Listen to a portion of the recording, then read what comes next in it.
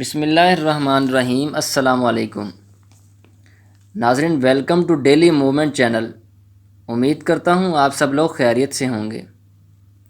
آج کی اس ویڈیو کا عنوان ہے بیماریاں، عالمی ادارے اور انسان۔ ناظرین، سامراجی حلقوں میں قائم بائیولوجیکل لیبارٹریز کا کردار تو 70 کی دہائیوں سے ہی لیب وائرس بنانا اور اپنے مقاصد کے لیے استعمال کرنا ہے۔ موجودہ کرونا وائرس اس وقت جیسے عالمی منظر نامے پر چھایا ہوا ہے، اس نے دیگر تمام مسائل کو پیچھے چھوڑ دیا ہے۔ اس کو ہم اگر عالمی طاقتوں کی کشمکش کے تناظر میں دیکھیں تو جس طرح عالمی میڈیا میں یہ خبریں چین، روس اور ایران کی طرف سے سرگرم ہے کہ بائیولوجیکل وار کا ہتھیار ہے جس کو 5th جنریشن جنگ کے ہتھیار کے طور پر مخالف سامراجی گروپ امریکہ اور اس کے اتحادیوں نے استعمال کیا ہے، جس کے ثبوت میں چین نے نومبر میں ہونے والی فوجی مشق کے حوالے سے شبہ ظاہر کیا ہے۔ اس میں شریک امریکی فوجی وائرس ساتھ لائے ہیں، لیکن دوسری طرف امریکہ اس کا الزام چین پر لگا رہا ہے اور امریکی صدر اس کو کنگ فو وائرس قرار دے رہا ہے۔ اس کی ایک اور وجہ شاید قدرتی ماحول کی بے دریغ تباہی ہے۔ بعض اوقات بنی نوع انسان میں نئی بیماریاں بھی پھیل جاتی ہیں جن کا پہلے کوئی وجود نہیں ہوتا۔ جب آپ جنگلات اور قدرتی ماحول کو تباہ کرتے ہیں تو وہ جراثیم جو پہلے جنگلی جانوروں تک محدود ہوا کرتے تھے وہ انسانوں میں پھیل جاتے ہیں۔ تاہم امکان یہی ہے کہ یہ مسئلہ بھی کچھ وقت کے بعد 9/11 کی طرح بالکل واضح ہو جائے گا۔ سامراجی حلقوں میں قائم بائیولوجیکل لیبارٹریز کا کردار تو 70 کی دہائیوں سے ہی لیب وائرس بنانا اور اپنے مقاصد کے لیے استعمال کرنا ہے۔ ایڈز کے نام سے آج ساری دنیا واقف ہے۔ یہ وائرس امریکی سائنسدان ڈاکٹر گلور ابرٹ نے جراثیم جنگ کے لیے امریکہ میں قائم شدہ فورٹ ڈیٹرک لیبارٹری جو کہ میری لینڈ میں تیار کیا تھا، اور یہ بات جرمنی کے جیم بولٹ یونیورسٹی کے شعبہ حیاتیات کے سائنسدان پروفیسر جیکب سیگل اور ان کی بیوی لکی سیگل نے سب سے پہلے دنیا کے سامنے رکھی۔ انہوں نے اپنی یہ تحقیقی رپورٹ 1986 میں تحریر کی۔ اس وائرس سے سرمایہ داری نظام نے مختلف شعبوں اور سماجی نظاموں سے بہت کچھ حاصل کیا ہے۔ اس کو اگر ہم صرف فارماسیوٹیکل مارکیٹ کے تناظر میں تجزیہ کریں تو ہمیں معلوم ہوتا ہے کہ ایڈز کے جراثیم سے عالمی فارما کمپنیوں نے آج تک اربوں ڈالر حاصل کیے ہیں۔ جس وقت ایڈز کا جراثیم تیار کر کے امریکہ نے اپنے قیدیوں میں انجیکٹ کیا تو ان سے معاہدہ کیا گیا کہ کچھ عرصے بعد ان کو رہا کر دیا جائے گا۔ ان میں جن قیدیوں کا انتخاب کیا گیا وہ زیادہ تر ہم جنس پرست اور سیکس ورکرز تھے، اور جب اس ایڈز وائرس کو خود امریکہ اور اس کے ساتھ براعظم افریقہ، ایشیا خصوصاً انڈیا میں پھیلایا گیا تو اس کو آج کے کرونا وائرس کی طرح عالمی میڈیا اور WHO کے ذریعے سے ہوا بنا کر کھڑا کیا۔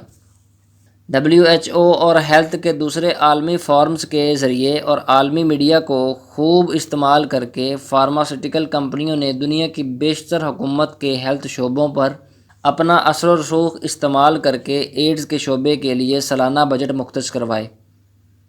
اسی طرح کرونا وائرس کووڈ-19 آج سے پہلے کبھی حملہ آور نہیں ہوا تھا، اب اچانک حملہ آور ہو گیا ہے، اور اب عالمی ادویات ساز کمپنیاں اس کے علاج پر تو کوئی خاص ریسرچ نہیں کر رہیں اور نہ ہی ان کا مخالف بلاک علاج پر کوئی خاص ریسرچ کر رہا ہے۔ دونوں طرف سے جو تیاری ہو رہی ہے وہ ویکسین کی ہی ہے، لیکن اس کی وجہ کیا ہے کہ ویکسین کی تیاریوں میں لگے ہیں؟ اس کی اصل وجہ مارکیٹ کا حجم اور شیئرز ہیں۔ کووڈ-19 سے متاثرہ لوگوں کی تعداد چند لاکھ مریضوں سے زیادہ نہیں ہے، جبکہ تمام صحت مند لوگ خوف کی وجہ سے ویکسین کے کسٹمرز بن سکتے ہیں، کیونکہ ویکسین صحت مند لوگوں کو ہی لگے گی اور وہ بھی بچاؤ کے نام سے۔ اس وقت دنیا میں فلو کی تقریباً 200 اقسام کے وائرس پائے جاتے ہیں، جن میں فلو کی فرسٹ کیٹیگری رائنو وائرسز ہیں اور کرونا وائرس فلو کی سیکنڈ کیٹیگری میں آتے ہیں۔ کرونا فیملی کے وائرسز ہر جگہ ہوتے ہیں۔ امریکہ کے اعداد و شمار کے مطابق ہر سال 10% تا 15% امریکی فلو کا شکار ہوتے ہیں، جن میں سے فقط 1% لوگ ہسپتال پہنچتے ہیں اور ان 1% میں سے فقط 10% ریسپائریٹری وائرس انفیکشن کا شکار ہو کر فوت ہو جاتے ہیں۔ گویا امریکہ کی 35 کروڑ آبادی میں سے ہر سال 35,000 امریکی فلو کی وجہ سے یا ریسپائریٹری وائرس کی وجہ سے موت کے منہ میں چلے جاتے ہیں۔ امریکہ میں پچھلی کئی دہائیوں سے فلو وائرسز کی بیماریوں کے نام پر ویکسینیشن کا کاروبار عروج پر ہے، اور یہی حالت یورپی ممالک کی بھی ہے۔ امریکی ہر سال فلو کی ویکسین استعمال کرتے ہیں، لیکن ہر سال کثیر آبادی فلو کا شکار بھی ہوتی ہے۔ اس کی وجہ اکثر ماہرین یہ بتاتے ہیں کہ وائرس نے اپنی فیملی کے اندر یہ صلاحیت پیدا کر لی ہے کہ وہ اپنی شکل تبدیل کر لیتا ہے، لہٰذا ویکسین کارآمد نہیں ہوتی۔ گویا ایک ویکسین ہر سال نہ صحیح تو 4 سال یا 5 سال بعد فلاپ ہو جاتی ہے۔ اس طرح یہ کمپنیاں تقریباً ہر 4-5 سال بعد نئی ویکسین زیادہ شرح منافع کے ساتھ مارکیٹ میں لاتی ہیں۔ دوسری طرف جن لوگوں کی اموات واقع ہوتی ہیں وہ زیادہ تر ضعیف العمر ہی ہوتے ہیں۔ اب یہ موجودہ کرونا وائرس کووڈ-19 کا حملہ ہوا ہے تو WHO کے ساتھ اس کی مختلف اقسام رجسٹرڈ ہو چکی ہیں، لہٰذا یہ کہنا مشکل ہے کہ ہر ملک میں وہی وائرس ہے جو کہ چائنا میں تھا، وہی دوسرے ممالک میں بھی ہے۔ چائنا میں اموات کی شرح 2.5% تقریباً تھی، جبکہ اٹلی میں 10%۔ اگر ہم فلو وائرسز اور بیکٹیریل انفیکشن ڈیسیزز کا تناسب دیکھیں تو دنیا میں روزانہ 50,000 اموات ان کی وجہ سے ہوتی ہیں۔ لہٰذا ہمیں یہ سمجھنے کی ضرورت ہے کہ کرونا وائرس کی شرح اموات بمقابل انفیکشن ڈیسیزز کے بہت کم ہے، لیکن اس کو عالمی میڈیا نے ایک خوف بنا کر پیش کر دیا ہے۔ یہ درست ہے کہ اس کے پھیلاؤ کا میکانزم سماجی میل جول ہے، ورنہ کووڈ-19 سے اموات اور پرانے فلو سے جو انفیکشن ڈیسیزز ہیں ان سے بہت کم ہیں، اور زیادہ تر جو لوگ کووڈ-19 سے ابھی تک فوت ہو رہے ہیں وہ بوڑھے لوگ ہیں، یا ان کو پہلے سے انفیکشن ڈیسیزز تھیں یا ان کی قوت مدافعت کمزور تھی۔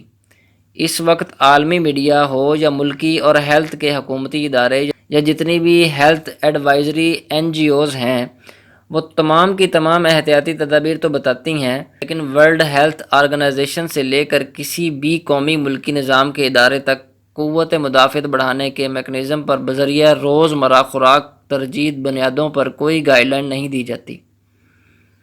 حالانکہ تمام بیماریوں کا اصل حل تو قوت مدافعت یعنی امیون سسٹم کو تقویت دینا ہی ہے، کیونکہ امیون سسٹم قوت مدافعت کے بہتر ہونے سے فارماسیوٹیکل انڈسٹریز کے کاروبار کو دھچکا لگ سکتا ہے۔ اس لیے ایسی کوئی ہدایت ہیلتھ ایڈوائزرز کی طرف سے یا بڑے عالمی میڈیا کی طرف سے سامنے نہیں آتی۔ تو اس خوف کی فضا میں ہوگا کیا؟ پہلے تشخیص کے لیے ٹیسٹ کٹس فروخت کی جائیں گی، جن کے بکنے کا آغاز ہو چکا ہے، اور یہ ٹیسٹ کٹس 2% ایرر شو کر رہی ہیں، یعنی اگر آپ 5,000 افراد کا ٹیسٹ کرتے ہیں تو کم از کم 100 تندرست افراد کو غلط ہونے کی وجہ سے پازیٹیو ضرور بتائے گی۔